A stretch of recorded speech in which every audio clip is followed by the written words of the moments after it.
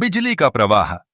जब हम इसे समझते हैं तो एक महत्वपूर्ण अवधारणा है इलेक्ट्रिक रेजिस्टेंस। यह वो गुण है जो किसी सामग्री की विद्युत प्रवाह को रोकने की क्षमता को दर्शाता है। इसे हम ऐसे समझ सकते हैं जैसे पानी की धार में कोई बाधा।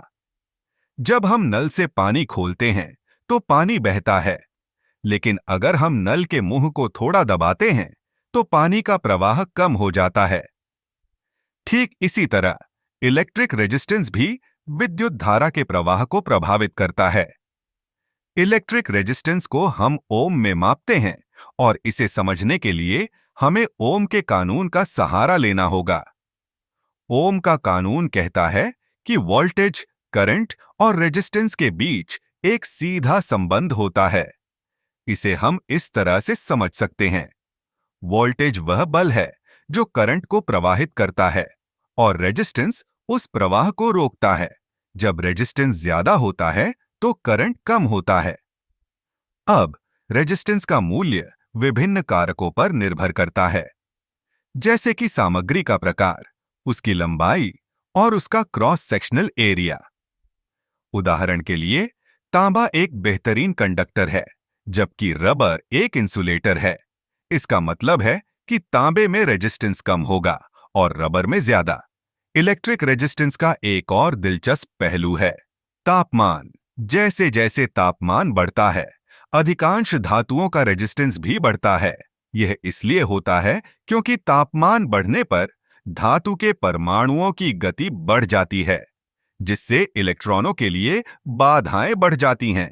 अब क्या आपने कभी सोचा है कि रेजिस्टेंस का उपयोग कैसे किया जाता है?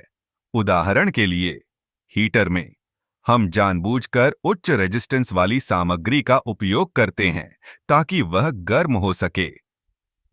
जब करंट उस सामग्री से गुजरता है तो वह गर्म होती है और हमें गर्मी मिलती है। इसी तरह रेजिस्टेंस का उपयोग इलेक्ट्रॉनिक उपकरणों में भी होता है, जैसे कि रेजिस्टर्स, जो करंट को नियंत्रित करने के लिए उपयोग किए जाते हैं। ये रेजिस्टर्स विभिन्न आकार और मूल्य में आते हैं और इन्हें सर्किट में सही तरीके से जोड़ना बहुत महत्वपूर्ण होता है।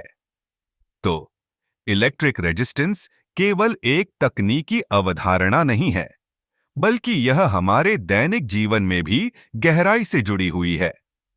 चाहे वह हमारे घरों में बिजली का उपयोग हो या फिर हमारे मोबाइल फोन में, रेजिस्टेंस हर जगह है।